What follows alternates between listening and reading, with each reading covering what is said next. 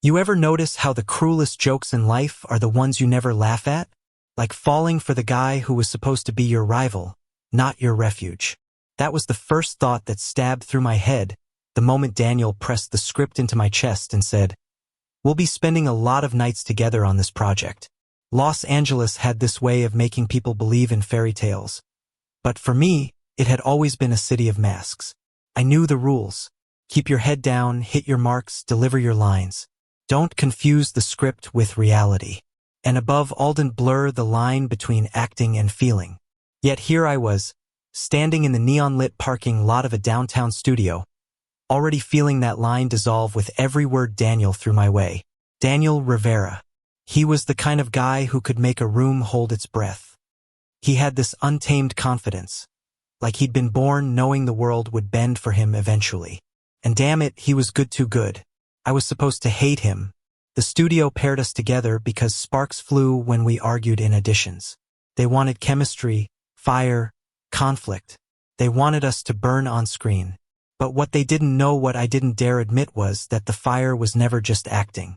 It was hunger, loneliness, and a terrifying kind of hope that I hadn't felt in years. The project was a low-budget indie film set in small-town America, two boys fighting the world and themselves. Funny how art imitates life. The director wanted rawness, real emotion, not Hollywood gloss. That meant endless rehearsals, late nights in empty sound stages, reading lines that felt too close to home. "Read it again," Daniel insisted one night, his voice sharp but not unkind. He tossed the script onto the couch and leaned forward, elbows on knees. "Don't just say it, feel it. You're supposed to be in love with me. Remember?" My throat tightened. Yeah, I remember. But how the hell was I supposed to fake something that already felt too real? He watched me in that way he always did, like he could see right through the cracks I tried to cover. The silence stretched, heavy and dangerous. And then, with that half-smirk that made directors swoon, Daniel leaned closer and whispered, "Try pretending you don't want to kiss me right now." I laughed, but it came out shaky. "You're an ass. And you're avoiding," he shot back. It was infuriating how he could twist every moment into something charged. Like he was pushing me toward a cliff and daring me to jump. Outside of rehearsals, I tried to keep distance. I told myself it was professional. But the truth? I was scared. Scared of being seen. Scared of the world outside these studio walls, where love like ours was still something whispered, hidden. My family back in Texas had made their opinions clear long ago. "Acting's one thing," my father said when I came out years ago, "but don't mistake it for a life you can live." Maybe that's why I had built my walls so high. Safer to keep love on the page, in front of the cameras. Not in my chest. Not in my veins. But Daniel had no walls. Or maybe he'd just grown too tired of pretending. He laughed too loud, loved too hard, and looked at me like I was more than just another co-star. And little by little, he chipped away at the barricades I'd built. One night, after hours of running the same scene, I snapped. "You don't get it, do you?" My voice cracked as I slammed the script down. "This isn't just some experiment for me. If people find out, if my family sees..." Daniel stood there, eyes dark, jaw tight. For once, he didn't try to joke or push. He just stepped closer, slow and steady, like approaching a wounded animal. "I do get it," he said softly. "You think I haven't lost people? You think I don't know what it feels like to want something so bad it scares you?" His hand hovered near mine, not touching, just close enough to feel the heat. "But I'm tired of pretending. Aren't you?" The world tilted. For a heartbeat, I wanted nothing more than to fall into him. Consequences be damned. But then reality snapped back, sharp and cold. Cameras, studios, my family, the headlines that would shred us alive. "I can't," I whispered, pulling away. The look in his eyes, hurt mixed with defiance, burned into me long after I walked out that night. The irony? The next day on set, the director called for the most intimate scene yet. My character was supposed to confess, trembling and raw, while Daniel's character held him like the world was ending. I told myself I'd fake it, that I could summon the tears, the ache, the trembling voice. But when Daniel touched my cheek, his thumb brushing lightly against my skin. It wasn't acting. It was me unraveling. The cameras rolled. The lights burned. And somewhere between the lines, I stopped pretending. That night, I couldn't sleep. The city buzzed outside my apartment window, but all I heard was his voice. All I felt was his touch. I hated him for making me feel alive. I hated myself for wanting more. And yet, when my phone buzzed at 2 a.m. with his name flashing on the screen, I didn't hesitate. "You awake?" he asked. "Yeah. Come over." I should have said no. I should have hung up. But instead, I found myself driving through empty streets, heart pounding, headlights cutting through the dark. When he opened the door, he didn't say a word. He just looked at me like I was the answer to every question he'd ever had. And before I could think, I was kissing him.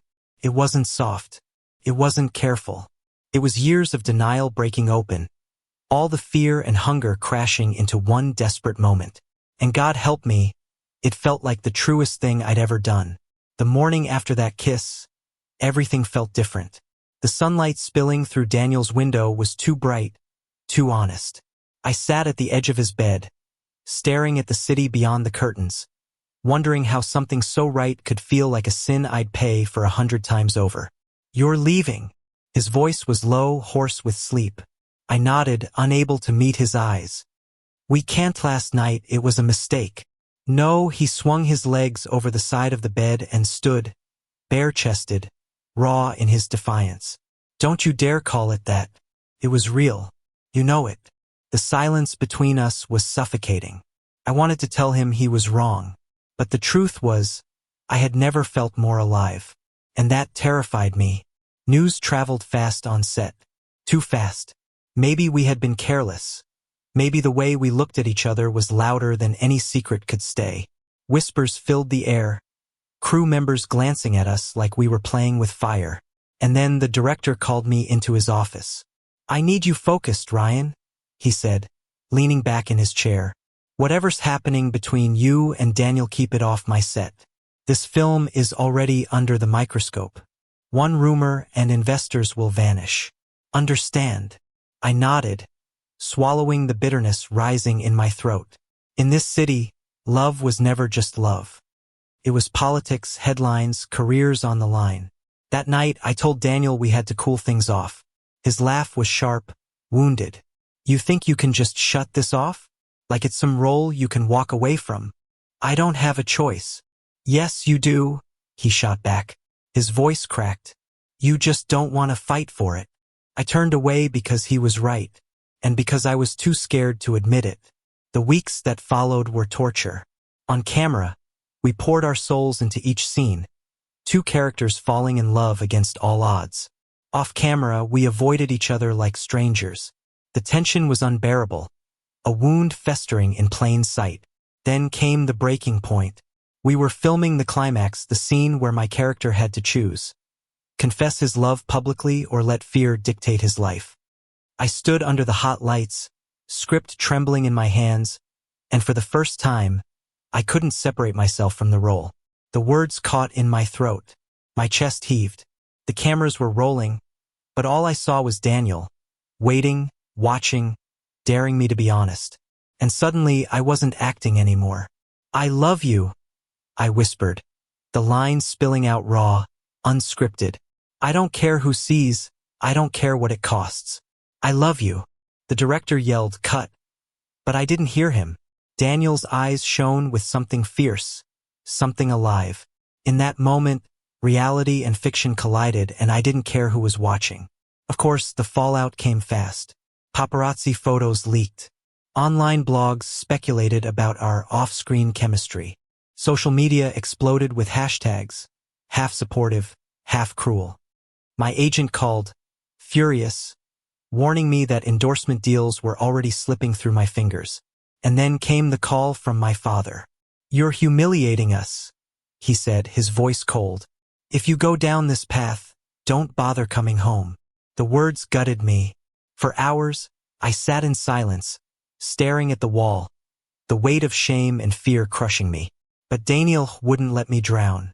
He showed up at my door, eyes blazing. "They can take the roles, the headlines, whatever the hell they want. he said. But they don't get to take you from me. Not unless you let them. Tears stung my eyes. What if they're right? What if I ruin everything?